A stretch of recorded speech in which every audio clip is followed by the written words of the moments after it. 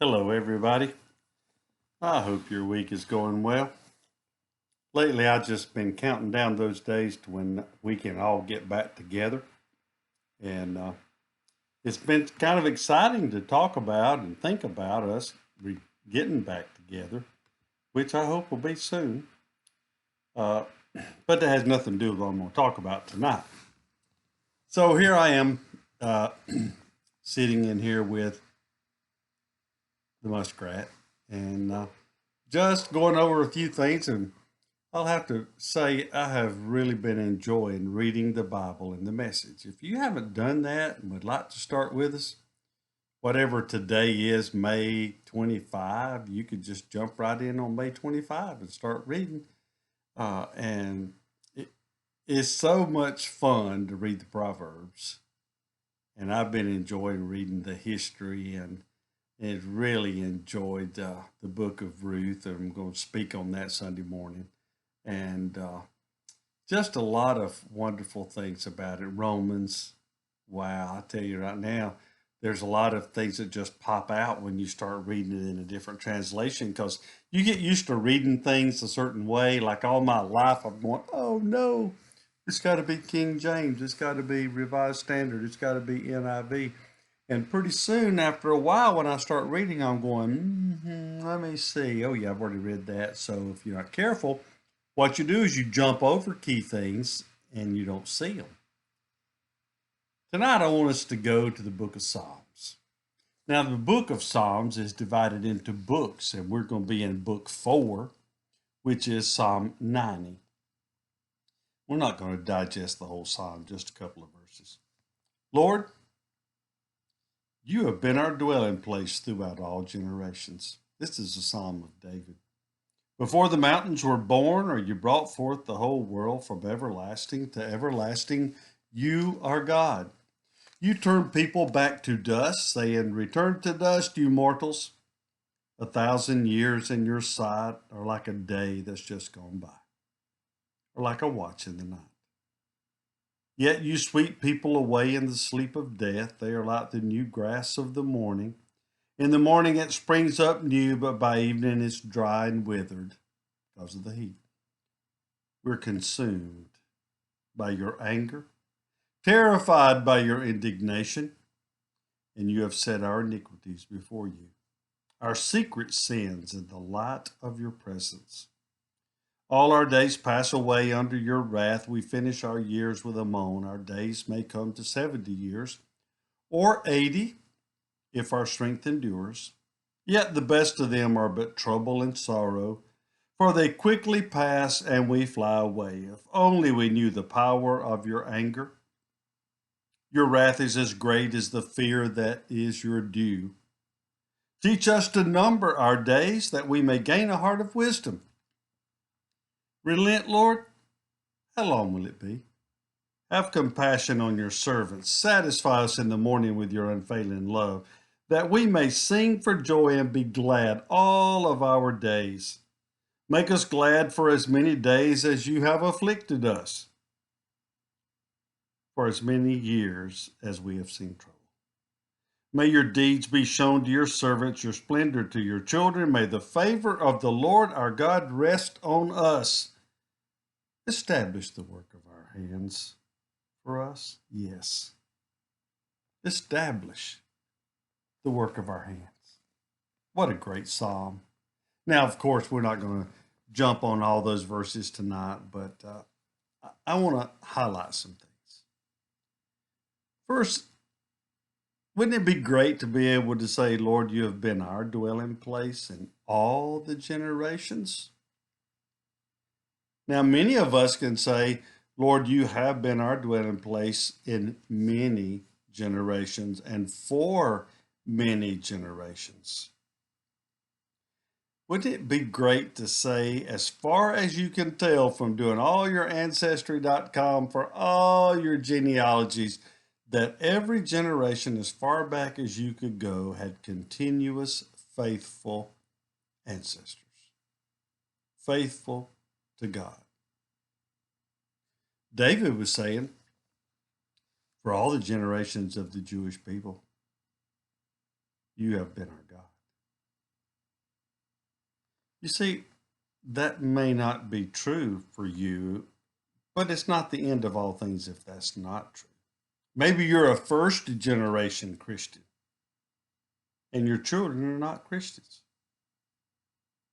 They don't want to be Christians. If that's the case, you need to be praying for them, of course. You need to be faithful in front of them in your actions. You need to share gently with them. You don't need to badger them, of course. You don't need to goad them. You don't need to nag them. You don't need to say, well, I remember the day, because they know the day. They remember when you were not a believer.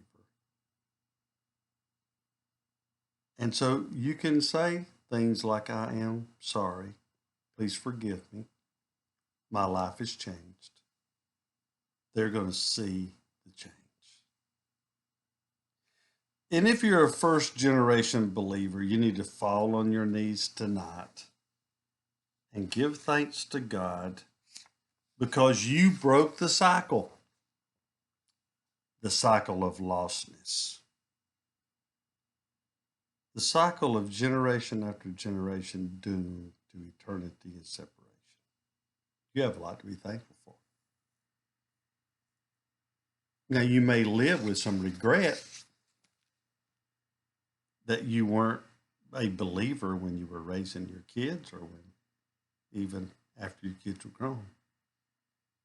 But let me tell you something. When you are not a believer, you don't know you need to be a believer.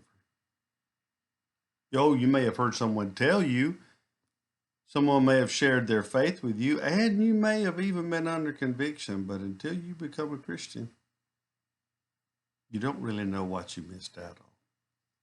And if you do come from a long line of Christians, don't ever brag about it. Don't go back 10 generations and tell everybody all the time. You see, coming from a long generation or generations of Christians is not a license for us to brag, but neither is it a license for us to coast. When we read in the New Testament, it says, and they were saved in their whole household. It didn't mean that because one was saved, they all were saved. I tried to believe that when I was about 6 years old. I said, wow, I've got it made now because I know my mom and dad are believers. Then when I came to realize I was not, I realized that verse was not saying that if a parent is a Christian, all the household is saved. But don't coast. Do you know we're always one generation away? Christianity is from extinction. Wow. See, we need to count our blessings. If we come from a long history and generation after generation of believers, because our faith has saved us from a lot of heartache. Now, we have a tendency to say that we have a lot of time to come to faith. Perhaps you're not a believer, but you come from a long generation, or many generations of believers, and you just are saying, I've got plenty of time. David is addressing that. What did he say in verse 4? 1,000 years is like a day. Verse 5, you sweep away people in the sleep of death. They're like new grass in the morning. What happens to it? The heat comes and scorches it, and it withers and dies. If you don't believe me, go plant a tomato plant and don't ever water it. Plant it in July.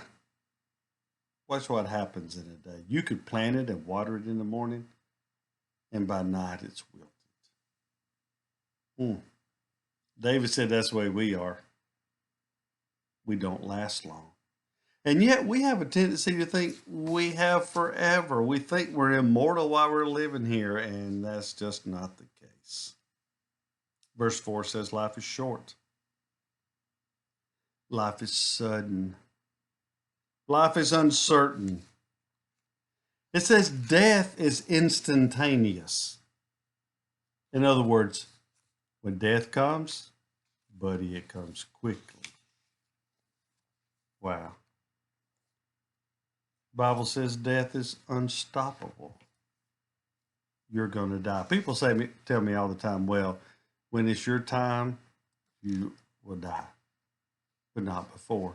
There's a certain amount of truth to that, but there's a whole lot of that that's just not true. You know why I know that? It's never God's will for any of us to commit suicide or jump off a bridge or drive 110 miles an hour, jump out of a perfectly good airplane without a parachute. You see, God may allow you to shorten the days of your life. But let me tell you, death is forever. Now, of course, we know that death for a believer is to leave this world and enter into fellowship with God. David said in verse 12, Lord, teach us to number our days. Now, I don't think he meant, let's count them off. Let's see, like I'm 67 years old right now. I was born August 7. And so let me count all those days and every day get up and say, well, this is day so-and-so. No, that's not what he's saying. He's not doing a literal counting of the days.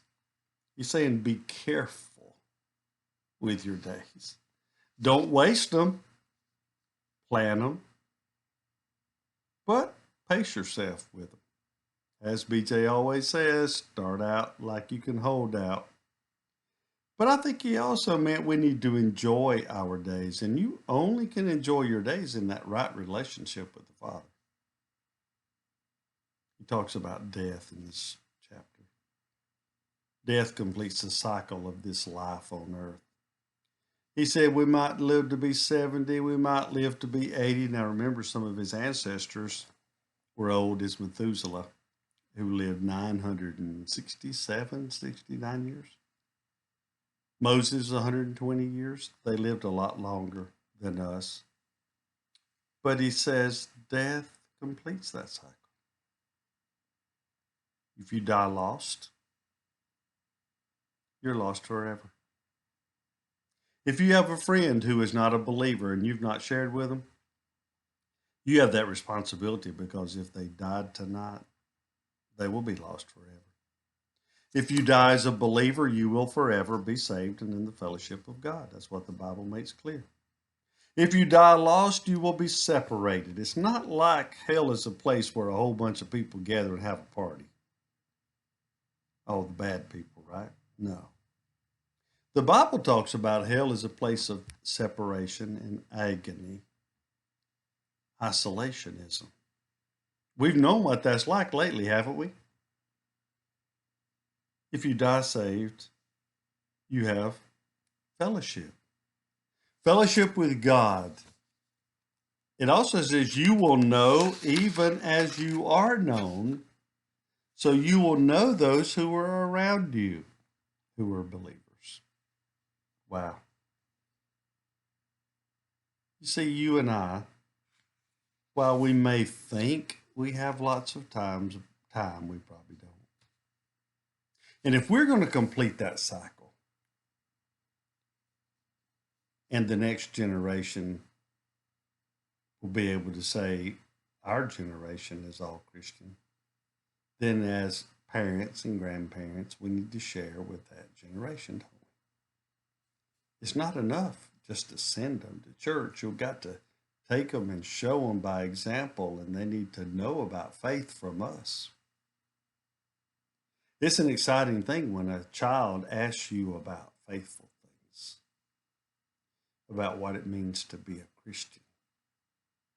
It's an exciting thing to see and to hear a child pray and to watch that child grow in faith. Man. See, I hear people say things like, well, we just let them decide on their own. Let me tell you something. Do you let them do that about running out in the highway? No. Do you decide you're going to let them know now at 6 or 7 or 8 about worldly things? No.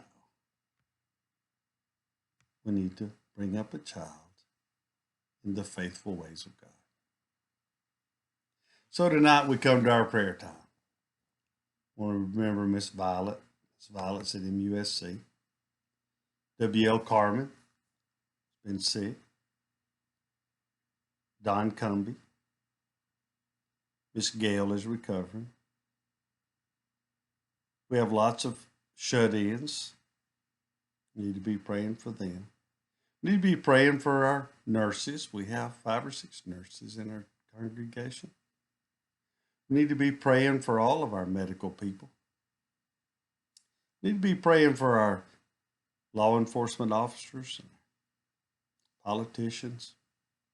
We need to be remembering in prayer our soldiers stationed around the world, many of them who would love to be home. We need to be remembering each other that we will be faithful. Lord, you have been our dwelling place throughout all the generations. Let that be our prayer. And let it begin with us. Before the mountains were born, or you brought forth the whole world from everlasting to everlasting, you are God. There is no other. That's why David's called a man after God's heart. Was he perfect? No. But he loved the Lord. Teach us to number our days. And may the favor of the Lord our God rest on us. You know what it means to have God's favor rest on you? God looks down and smiles because you are doing your absolute best to be his child. By what you say and by what you do, you show that you're faithful to the God of the universe who is faithful to you. Let's pray. Thank you, Father, for your love and your grace and your mercy. Help us to remember those who were ill, those who were shut in, and all of us who have been living in isolation these weeks. May you establish the work of our hands for your glory. For we pray in your name. Amen. Have a good night. Look forward to seeing you guys. We're going to do a drive-through Sunday night. It's going to be fun. All of our graduates at 6:30. Let's see. We have Anna, and we have Caden, and we have Katie, and we have Allison, and we have Josh, and who else? We got 5 or 6. Wow. That's what happens when you get old and you start trying to remember everybody. You forget a few. But we're going to drive through by the gym, honk our horns, and celebration. They're going to come out in cap and gown. You see, it's a wonderful thing to go through the graduation ceremonies, and it's been a bad year for them.